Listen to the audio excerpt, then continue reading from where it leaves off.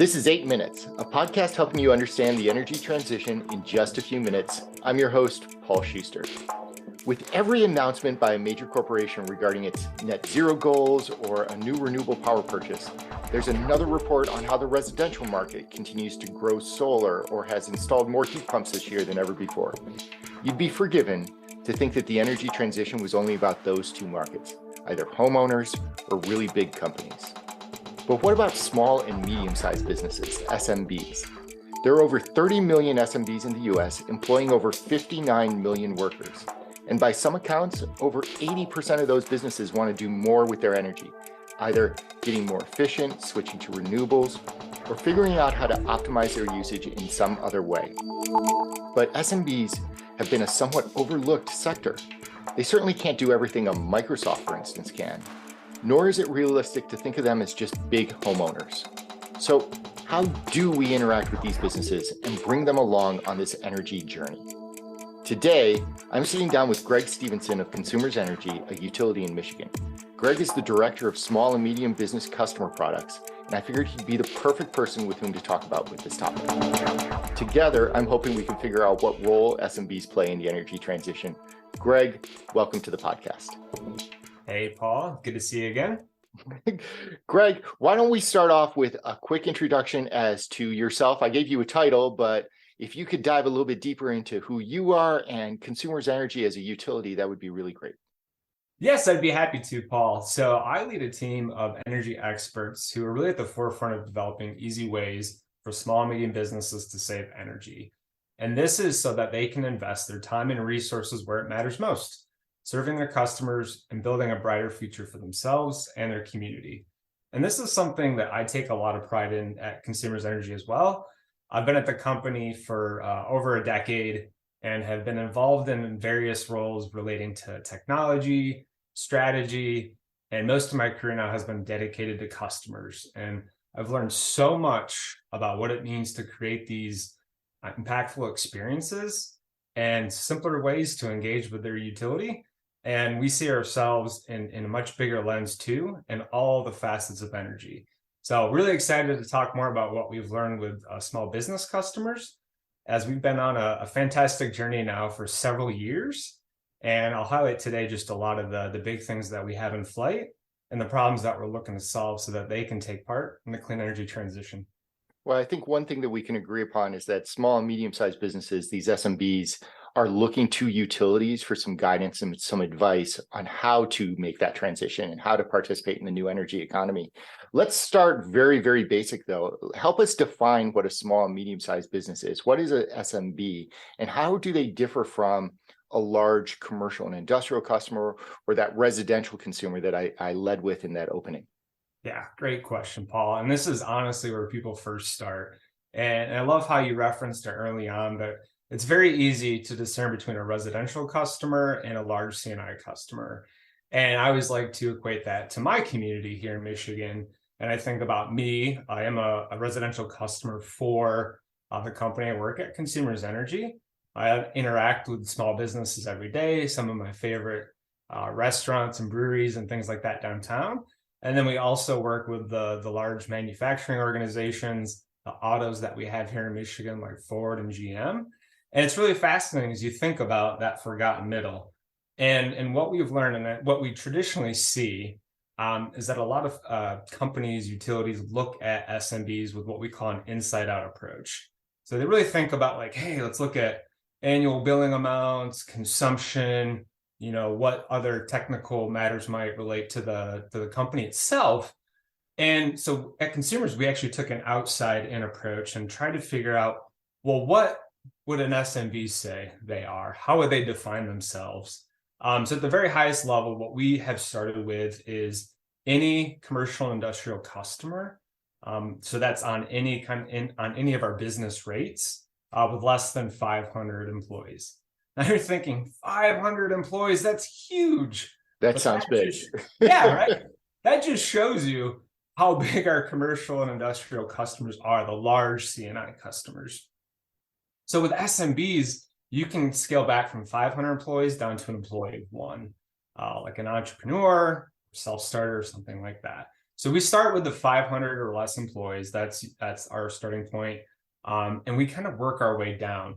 So we do incorporate usage patterns because we do have to understand that's our core business, right? Electricity and gas service. So when we think about electric usage, we have 1.2 million or less kWh in a year. So that 1.2 million or less is a small business. And then anything less than 15,000 MCF as well. So that's kind of the starting point that we've used to define those customers. But what's really interesting is we think about other parameters that define a small business customer is just their expectations. And something that you'll hear me highlight today is when we think about a segment as a whole of small, medium business customers, there are fractured or branched segments.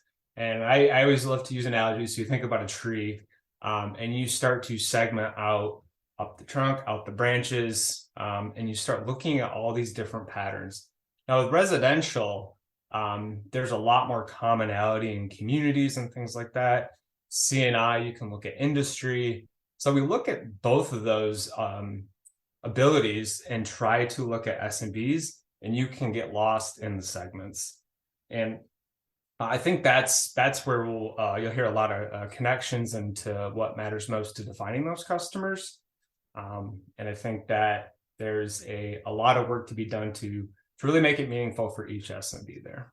You know, it's really interesting because I think you touched upon it in the fact that the residential market, there's a certain homogeneity to that market, and the fact that one homeowner kind of looks a little bit like the next homeowner in terms of how they consume energy, the types of concerns that they have in terms of how they purchase energy, et cetera. And on the large C&I space, each of those individual customers could warrant some individual attention because you're going to spend some time with Ford, right?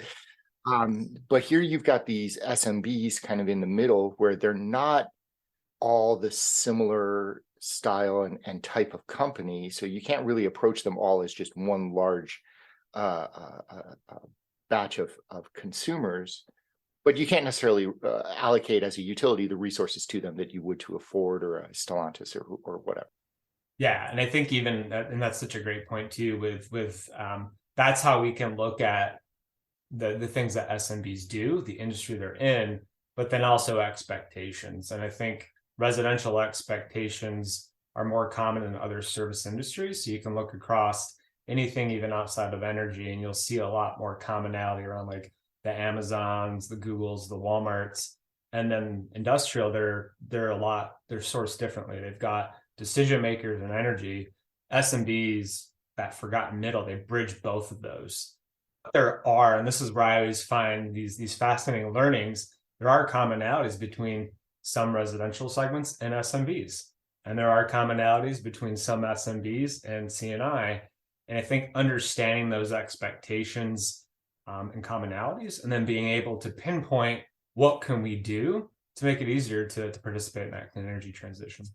So as you think about that, are there commonalities within the SMB market as well? Are there certain motivations or challenges or things that you can sort of point to sit there and say, you know, these are some of the issues that we have to address as a utility for our SMB market in some form or fashion?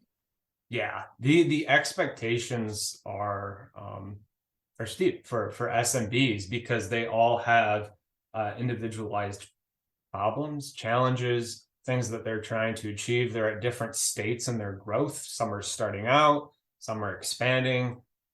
You can look at different industries and how they're impacted differently based on what's happening in the market, in the environment. And there's a few things that we do see that I think kind of overarch across all SMBs, and that's this need for proactive and preemptive solutions. So really tailored solutions, which always feels like, well, hey, yeah, we're trying to do that for residential, make it about me versus we. But with SMBs, it's even more critical because, again, that fractured or branched segment view that we have, you start looking at, well, let's look at the restaurant, food industry, and you start diving deeper into the various types of restaurants.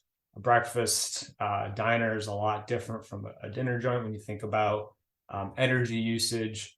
You think about like the State Farm, almost looking like a residential home is a lot different from a smaller manufacturing plant.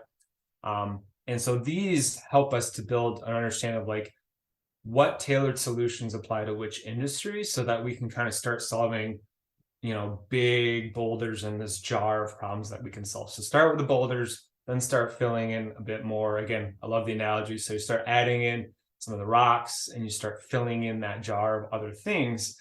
But the other thing that we're starting to see is that seamless integration of digital solutions, but still with that human support. So being able to really simplify transactional experiences at a company.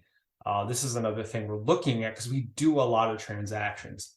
Our core service relies on looking at usage, billing. Think about starting service when we're looking at business who are just opening or expanding. We have all these different transactions that just really need to be simple. They're not things that the SMB wants to invest a lot of time in. But there are elements where it's like, hey, I would love someone to come give me some guidance on what I could do from an energy efficiency standpoint, or what I can do to save money. And you nailed that earlier too. The other big focus is around trust. And we as an energy company have been in this community, in the Michigan community for over 130 years. And a lot of us call this community home. And so there is some element of trust because we've been here for so long. We're here some get rich quick scheme. We're not here to really compete and grow in those elements. We're here to support. So I think those three things are really common, but the challenges really start to come up more around all these different factors. So I could dive in, I think there's some great examples around access to capital and time. And what's one thing that always really starts to connect with me is, in the essence of these two coming together, is cost and time. Those are our two biggest challenges that we see with SMBs. And there's a rule that I came across called the 3-30-300 rule. And it's fascinating to me because it really starts to level set the problem that an SMB has and the problem that we have, at a utility or energy company. So if you think about the magnitude between a company's cost for utilities, so we'll think energy in this space. That would also include water, other things, but we'll just talk about energy. So energy, rent, or financing, whatever an SMB is using for their building, and payroll, their labor. So when you think about all three of those and you look at it for like a square foot per year where they could invest, you say like about $3 for utilities, $30 for rent, and $300 for payroll. These figures, change, or this is just kind of an average just for an example. And a SMB looks at those costs and says, well, where should I invest my time and my money? So if I invest my time into the $3 for utility, so a 10% increase in energy efficiency would only yield me 30 cents in savings per square foot. If I invest that $30 for rent, a 10% decrease in rent. So if I found a way to decrease my rent, that would save me $3 instead of the 30 cents. And then if we think about gain in productivity, so that $300 for payroll, that would be worth $30. So if you're a business and you had to choose between those three, you're always going to focus on the building and your labor. And I think that's where we really need to simplify that for SMBs to know, well, hey, you don't have to invest that time in the energy savings. We can help with that. And that becomes this whole focus that we have on simplifying experiences to make it easier to participate in clean energy options, as well as understanding what we can do to help them get access to capital, which is something that we can discuss as well. But I think that this is this is kind of the problem, and I hope the rule came through. That's something that's always been meaningful to me because that's how people think. I only have so much time. what should I focus on? Well, and it's interesting the way that you phrase that out. And I've never heard of the 330-300 rule. So this is interesting to think about. And I think it's a really good framework, because in many ways that is how any sort of business owner thinks about their capital investment from a money perspective as well as from a resource perspective. If you as a utility can make it easier for them to capture that 10% savings on the $3 to the point where it's just that investment of time is faster, quicker, easier, and almost a no-brainer, then that's my sense talking with you now, Greg, is that that's where consumers is trying to go, right? Let's take the friction of time and resourcing out of the equation, and let's take the friction of your capital investment out of the equation as much as we possibly can, and let's go and make this happen easier, faster, and better. And I would probably layer on an added complexity here, because as I talk to small, medium-sized businesses and talk about the motivations that they have around their energy management, many of them talk about being driven to this by their customers, being driven to this by their other stakeholders, including that 300 bucket that you have around their employees and their labor, who want the company to do something in some fashion, right? And so to separate them into individual silos probably isn't totally correct. I might push back upon your rule in some fashion. For sure. But an investment into energy management certainly has repercussions across how you retain, how you attract talent, how you actually pay for that talent as well. So yeah, and you know what, I think you're exactly right, and that's something we are looking into as well and trying to showcase are the non-energy benefits. And our favorite example is lighting. So updating your lighting saves you money, and it creates a safer environment. It also creates a better experience for your customers. You walk into a store that's got beautiful, well-lit areas, you feel safer. You feel like it attracts you. And I think that's where it's like, I always love these rules, and it is kind of like level setting on a general standpoint. But you're right, it gets more and more fascinating the deeper you go. Well, so it's fascinating as well as you teed this up upon how complex and non-standardized the SMB market is. And here you're telling me that you want to go out to them with tailored solutions. Greg, it sounds like you're talking out of both sides of the mouth in a sense, and the fact that this is going to be really, really tough to approach SMBs with tailored solutions that meet their needs. The non-standardized aspect of SMBs must be very difficult for consumers to wrap around. Yeah, and well, I'll definitely touch on a lot of this too, because that's exactly it. And Paul, I love how you started out in referencing the sheer amount of small businesses that exist in across the United States. And in Michigan, it's a huge focus for us right now. We see our small business customers as the backbone of our state. And we've been through so much, I mean, as a nation with the pandemic, but in Michigan, kind of decades of growth potential that's not quite coming to shape. And now we're seeing it, and we're seeing communities become vibrant again after, past industries have left. And even in my hometown here in Jackson, we've got the resurgence of downtown, and seeing some wonderful things happen in Michigan. And that's thanks to SMBs. And when we start to kind of boil down those challenges, we can't just say, it's too complex. They're too complex to do anything, because SMBs are resourceful. They find a way. They will grow. They will find their own clean energy solutions. So this is where I always like to kind of bring in the problem is that we from a utility, and I speak, generally to the industry, see as like, well, we've got some offerings, and SMBs, they're still able to transact where they need to. The SMBs rely on relationships. They're the backbone of these communities. They're able to find solutions in service of their own business, their customers, and the people that look to them to continue to grow. And we need to be part of that. And we have some areas of trust. And this is where it's like you said, Well, if you're committing to support SMBs, how are you going to do that? And I think that's something that is really critical when it comes down to data, and something that we can get into.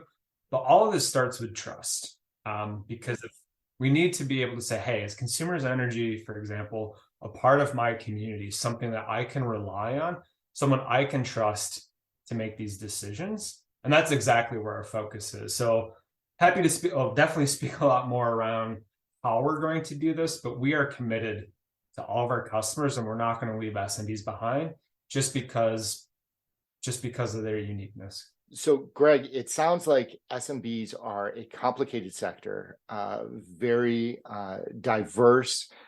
It sounds like it's an important sector for consumers, both in terms of you as a utility, but also as a member of the community, and trying to help these small and medium-sized businesses grow with the framework of energy as a backbone, obviously. Tell me more about how Consumers is engaging and the types of products or programs that you guys are bringing to the table. Would love to, Paula. Yeah, and I think there's really two essential focus areas that we have. And the first one, like you mentioned, is better understanding our small business customers, what they're going through, not only from an energy perspective. And I think that's what's been really exciting. So as I mentioned in the intro, we've been really created an intentional focus on SMBs for several years now. And that has started with a focus on the data part of it. Data is so critical in understanding these customers, because that is the foundation to ultimately deliver digital solutions and to ultimately make it meaningful for each individual small business owner and their staff. And so we call this our 360-degree view of SMBs, and something that has been really insightful for us to understand what data do we need, what data attributes are important to these customers. And we've started mapping over 40 different data attributes that really connect an SMB through problems that they're experiencing and the solutions that we can offer, or the solutions that maybe we can't offer, but can connect them to in the community. This again goes back to that trust and that essential piece of Consumers Energy is a part of an SMB's community. We need to act more integrated with it. And this is where I've been so in awe of the resourcefulness of SMBs, and they will find a path, but it's time consuming and challenging. And Consumers Energy is involved in so many different communities. We have so many different connections with the state organizations, associations, contractor networks, all these phenomenal opportunities. We just need to connect some dots for them. So this has been a focus to build out that data platform and start mapping, well, where do we have some common goals, some common resources that we can support with? And in that work, we started to identify this additional dimension of an SMB's segmentation. So again, when we go back to this fractured or branched style of understanding small business customers, you start to look at industries, and that kind of gets you deeper and deeper. But again, using that restaurant analogy, you look at that industry and you say, oh my goodness, well, if you look at like a brewery's got a much higher low because they've got all this brewing equipment.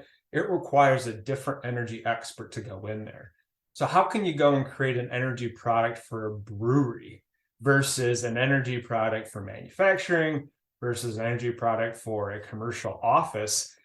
You're going to lose that. You're not going to be able to individualize that many products.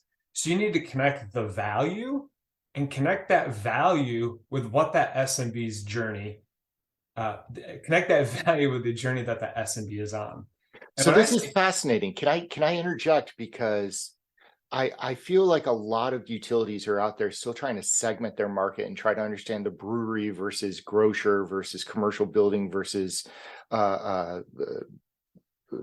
dog sitting business, whatever. And they're just trying to understand how to segment out that market.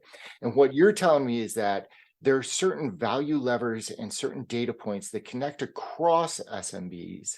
And so instead of just thinking about it as a customer segment, but thinking about it across those data levers, That enables you to advance different products that may not necessarily be a brewery product, but advances the value proposition that company needs in some form or fashion. Exactly. Yeah. And what I'll introduce is kind of our view of this added dimension, and we call them our customer mindsets. Their point on their journey with consumers' energy, because the industry segments are still critical. So it's not we've been doing certain programs for over a decade now, and a lot of them have been tuned in for grocery stores, hotel accommodations, of course, manufacturing, things like that. But when you look at this point in their journey that they're on, we have to think about that as well. And we identify these four mindsets. We're still, I mean, with data analysis, you're constantly evolving and trying to get new insights to apply to it. But we think about an SMB who is new and growing. So maybe they've just started service at your company and they don't really know what you have to offer. Their opinion of you as a utility might come from their experience as a residential customer or some other kind of influencer. So new and growing starts to say, hey, there's a lot of opportunity here to help this customer. That opens a different door of portfolio options, program options you can provide. Then you've got steady, not engaged. You've got these customers who are steadily growing their business. They're more established and settled, but they're pretty passive with you as an energy company. So what can you do to engage them better? And maybe it's not like, hey, here's a program. It's, hey, did you know that we have this, online dashboard for you to go and engage with and look at your daily usage, become a lot more engaged in your energy. And then the third one is aware and engaged. So those that are aware of your offerings, they're engaged with you regularly, they contact you to interact more. And there's a different approach that you have with that customer. And then making ends meet. And this is one that I think is so critical in understanding that some customers are not in the mindset to be talking about anything other than like, I'm just trying to keep my employees paid. I'm just trying to keep my doors open. And there's a psychology there where as we as an energy company can't go and say, hey, we've got this great program for you. And you're like, you're trying to talk to me about, replacing light bulbs or enrolling in this other program. I'm just trying to make ends meet. And there's always that human element that we can't forget. Yes, small businesses are commercial and industrial, but they are, again, those connections back to like their residential customers, and they got a family at home or they've got a staff they're trying to support. We need to look through that lens, and these mindsets do that so that it makes it a lot easier for us to connect them with the programs. And I can briefly highlight the offerings we have for SMBs because we've started to connect them, and I have a couple of great examples where we have an energy assessments program. And this is a fantastic starting point on that journey for an SMB to say, hey, we've got a energy assessor who's an expert in looking at your business. They'll walk through your business. They'll identify some upgrade opportunities, whether that's through lighting, or maybe they're looking at water fixtures. So again, we do both gas and electric customers, or introducing smart technology like smart thermostats. And this assessment's completely free to the customer. So there's no binding capital contract for this customer. A lot of our tactics are more informal kind of door knocking, so that we, sometimes we're still working through like, is that the right approach or should we schedule? But if you think about an SMB trying to schedule a meeting, it's like, oh, I don't know what I'm doing in 2 weeks because I'm open during that time and I haven't filled out, schedule for my staff. So there's different approaches to that. But this assessment creates that opportunity, whether you're making ends meet, you're new and growing, steady, not engaged, aware and engaged, regardless if you're a grocery store or a restaurant. It's kind of that like, let's start broad. And then that assessment program now connects to other offerings where we've got contractor rebates if you want to do more custom work. Hey, I've got some capital I do want to invest. You caught me at the right time. but what about like my return? Like, I don't quite understand energy efficiency. So that's where we're able to say, hey, you'll get your ROI in a year. So the quick turnaround on capital, as we mentioned, is a huge challenge for SMBs. And then we've also got a marketplace, so a store where customers are able to go and purchase. And these are pretty common programs across the industry. So these aren't like earth-shattering, like, wow, consumers, figured out how to do it. But these are all dedicated to SMBs. That is a huge point I want to make, because I think oftentimes you're like, well, we do this for residential. Let's just send them to SMBs. It's totally different. It's totally different. I've had a similar assessment of my home, and it's different for me walking through and going, okay, what do I care most about? Like, well, it's just me and my family. I just in it for the free light bulbs, whatever it might be. And it's pretty like low risk, like high value. And I think as we go through and we look at what does this mean for an SMB, it's really that first handshake. Like, hey, you've opened the door for these opportunities. And similar to what you see with a CNI customer, CNI, like large, they get hands-on support. They get an assigned account manager, or they get an on-site energy engineer. So we can't do that for all. We have well over 300,000 SMBs in our territory. That's a lot to have somebody assigned to. But if we can start to use that data and say, well, here we have now a geographical segment of customers who are in this mindset, these 4 or 5 different industries, we now know the association or the local chamber that they're part of. We've got a community advocate in that area.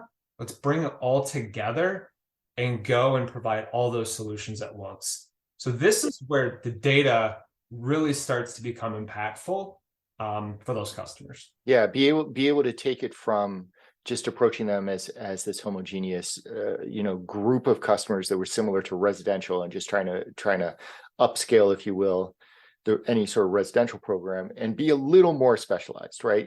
What the data is allowing you to do is to take a little more specialized approach, to the point where it's probably not, they're never going to be another Ford, but you can approach them with a little more customized offering around the assessments, or around some of these other programs that you're talking about. Fascinating. And I would assume that those mindsets that you laid out earlier probably change over time as well. I would imagine that during the pandemic, there were a lot more people trying to figure out how to keep the lights on than focus on some of those other ones. Yeah, and that's such an excellent point. Again, the need for that data foundation to exist, and we've got multiple dashboards now that have been automated to pull in that regularly, so that we can look at trends. Because you're right, the societal impacts on our customers, you can watch it happen. We can watch load profiles change, usage pattern changes. Customers who are more like past due and things like that, so that we can understand what they might be going through. And then we have to be agile too, which is a whole different podcast opportunity to think about the agility, but we're getting there. But it's interesting because I'm going to make a horrible segue here, Greg, and I'm hoping that it'll work, because as we step out from consumers and we start thinking about some of those societal impacts that are happening right now, there's this massive influx of capital from the federal level through the IIJA and the IRA, the 2 federal bills that passed through the Biden administration, and pushing into the clean energy space. There's much more of an emphasis around sustainability and environmental goals. There's there are certain concerns that customers have as inflation rises, and some of the mindsets, I would imagine, are changing to influence how you're affecting those SMBs as well. So if we could step back, all right, and think about how the overall industry is changing and the impact that that's having on SMBs, how do you guys think about that? Yeah, and that is an exciting area as well. And I think with the support, You mentioned the IRA, but we're seeing additional funds come from the state level. There's a lot of focus on ensuring that our small businesses can be successful. And it's not lost on us either that everyone is still reeling from the pandemic. There's so many ripples that continue to be sent out around, are we still anticipating any kind of recession? And there's a little bit of hesitancy to a lot of things. And I think that's a big issue.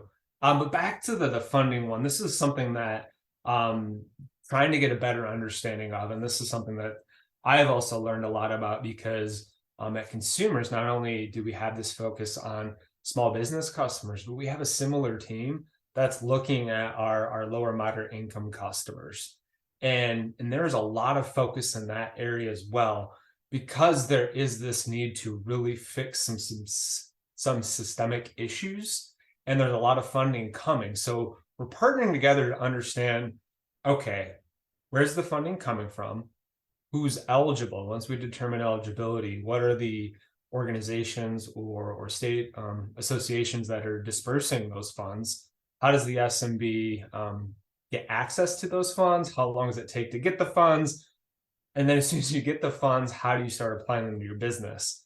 And we've had some conversations with these different entities that help distribute, whether it's funding, or we also have grant opportunities, because we all want the same thing, but it's the same problem again, where it's like, okay, we need access to capital. Well, now we've provided access to capital. How easy and how much time do you have to actually deploy it so that you feel it? You actually feel that impact to your business.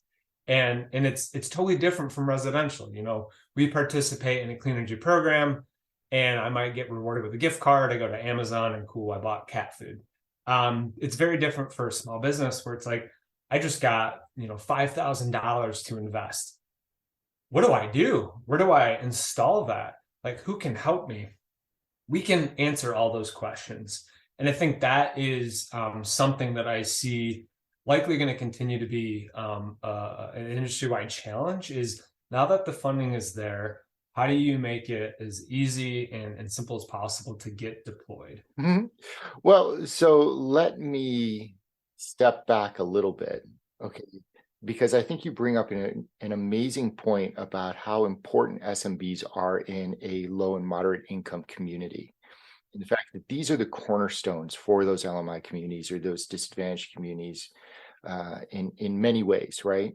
And if we're going to lift up the energy transition as an opportunity for everyone to participate in, you have to lift up the LMI communities, and you have to lift up these SMBs that support those communities in many ways. And I think your point is spot on, in the fact that there's a lot of money flowing from the state and federal levels to help figure that out from a capital perspective.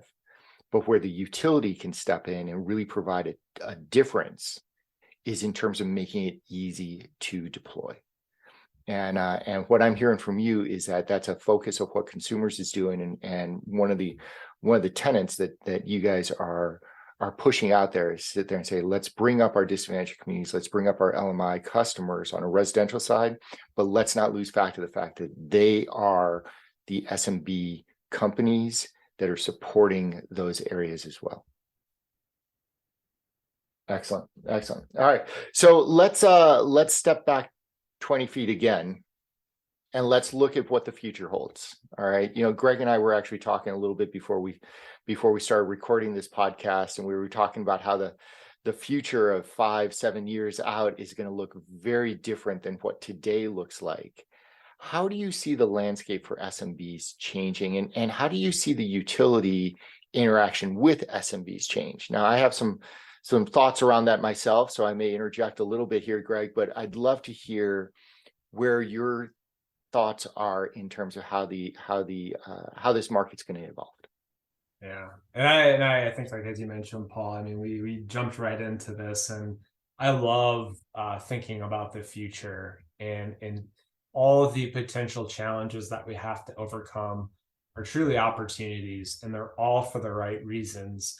And something that we like to connect to when we think about all the different impacts we have around energy impact us as people, the people we love, the people we serve, and as far as customers go, the planet, and what we're doing for Michigan, its natural resources, the beauty that we enjoy, that we want our next generation to enjoy. And then the profit side of things. There is a need, to make that money, to reinvest it in the community, to reinvest it in the people who support and live, work, and play in that community. And it's not any different for small business customers. And when we think about that whole landscape, it's going to continue to get more complex. In the past, we always used to think about energy efficiency, or kind of this swapping out efficient products. We think about optimization and what we can do to really improve how we use energy. But that landscape, and we even think from a generation standpoint, is changing rapidly as well. I know with consumers' energy, we're going to be coal free by 2025. We've got a net zero goal to achieve by 2030. We're looking at a goal of encouraging over 1 million EVs on the road by 2030. That's when you were talking, that's 7 years away.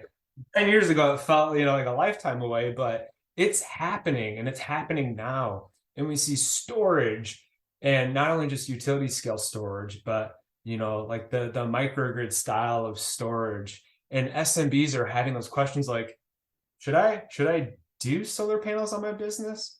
And I know we talked about breweries earlier, and that was one of my first introductions into this sense of the sustainability mix. And breweries have this really deep focus in community and the environment, because they are really taking some of the biggest points of pride in Michigan, from our agriculture industry, so growing hops, to this farm to table mechanism that now creates this supply chain of everything Michigan made, to the customer who gets to enjoy and have that sense of community. And they want to be so involved in sustainability for every single step.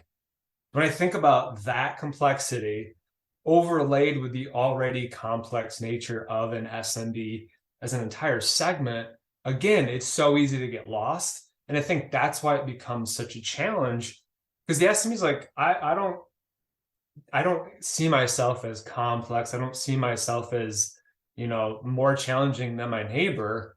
It's just, I'm viewed in such a way where my needs are not broad enough to have a solution. But I don't get that solution. We have to change our thinking to say, we don't have to overcomplicate all the different programs. We really just have to find the best methods to connect and make it easier for them to engage with us. And I think that comes through this data, these understanding what an SMB is thinking, and how to help solve their problems. It doesn't have to be energy. I mean, ideally, right? That's what we're talking about, would be energy. But sometimes energy solves other problems. And I think that's the future is going to be even more complex. So you can't just wait it. You can't wait it out. SMBs are not getting less complex. As I think about it from an SMB perspective as well, I think the next 5 to 7 years, we're going to see that energy management and shifting to cleaner, more renewable resources is going to become a competitive necessity for small businesses, right? Whether it, to your point, it may not necessarily be that the problem they're trying to solve is an energy problem, but if you're trying to attract and retain talent out there, energy is a part of that solution that you're going to need to take into account. And if you're thinking about your customer base and how I don't want to use the words trickle down, but I think it actually does apply here, in the fact that the largest customers out there, the Fortune 500 customers who are focused on their Scope 1 and Scope 2 emissions, which are the emissions that they manage themselves, but now are being dragged down to say, hey, how do we start to manage the emissions through our supply chain? That supply chain is these small and medium-sized businesses, right? And if you're servicing these larger companies, maybe Ford's 2 or 3 steps away, but it's going to have an impact upon you as well, right? And so as we kind of project forward, it seems as though utilities are are going to become more adept at managing data. They're going to become more adept at specializing services and solutions to their SMBs that are going to address the value streams. I'm putting words in your mouth a little bit here, Greg, but I love the way that you frame that. And SMBs themselves are going to take more of a role in terms of managing that energy going forward, right? Because it's going to become a competitive necessity if it isn't already. Yeah, I think you mentioned something too that connected well to something we were highlighting earlier, and it's going to get more complex. And I love how you referenced the need to reduce Scope 3 emissions. And actually, now that I'm thinking, I think I misspoke earlier. So our goal is to be net zero by 2050. Yeah. So the focus is to reduce customer emissions by 20% by 2030. So focusing on that piece of it, because what we do know is that we always say that the cleanest energy possible is the kind that you don't use. And there's all these different opportunities for us to help support, encourage, engage, influence any type of customer to be a part of this journey, because it's going to be us together. And all the way back to one of the first things I said, where SMBs are one of the most resourceful customer because they have to be. They're fighters. They are a true representation of what it means to fight through challenges, to thrive, and to do it in a community sense.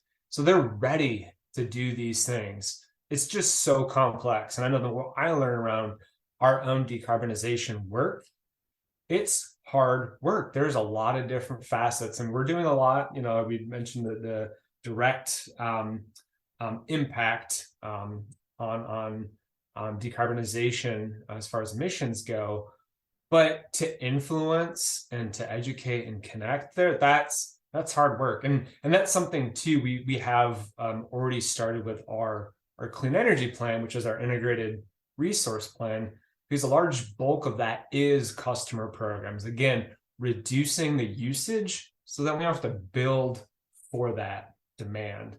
And I think this is truly back to community, that symbiotic relationship that we as utilities have to realize is essential to be successful for everyone. It's no longer all right, we collect rates, we'll go build this thing. Once this thing is built, we're good for 40, 50 years. We'll do some maintenance. It's totally different. This is a thriving ecosystem that we have to be a part of. And SMBs already figured it out. They've already figured out their community. So how do we become a part of that? All right, so let's finish this off then, Greg, with a last question. Put yourself in the shoes of an SMB trying to go and figure this out, being resourceful, as you said. What are the 2 or 3 things that they should be doing today to start to undertake this journey? Yes, I think the very first thing is to look for help, and we as a company need to do a better job of building that awareness, ensuring that they understand the potential of ease is there. So look outward for help. I know I've had a lot of conversations with other utilities who do have support services or programs for SMBs. It's just not as prominent. So I would always say, use that resourcefulness to say, what can my energy provider do for me? And that's certainly something that we're trying to get more connected with. We can do better for sure. I think too is think about the impact that you all have on the environment. And that's where I always think about the power of we is so much stronger than what a utility can do. We're doing a lot of and I feel very passionate about the investments we're making in our clean energy future, what we're doing to grow businesses, to grow essentially the vibrancy and the pure Michigan that we love, and how we're supporting that. But it's going to take all of us collectively, and I think this connects back to decarbonization goals, where eventually there's a tipping point where there's less that we can do and more that the communities of Michigan can do. I think those 2 are so critical. So it's we're here, we're happy to help, but also You know, small business customers, small business owners, you truly are the backbone of these communities, and we can lead through this together. And I think there's so much potential there. You just got to better connect together. You are not alone. As a small business owner or employee, you are not alone. Utility is there to help. Other resources are out there to draw upon. It may seem complicated right now, but we can get there in some form or fashion. So Greg Stevenson from Consumers Energy, thank you so much for joining us today. Really fascinating conversation. I think we touched on a whole bunch of different points there. If anybody wants to get in touch with you, I will include your LinkedIn profile in the podcast notes, and I'm hopeful that we can continue to advance the SMB journey as they make this path down the energy transition. Thank you so very much, Greg. Thanks, Paul.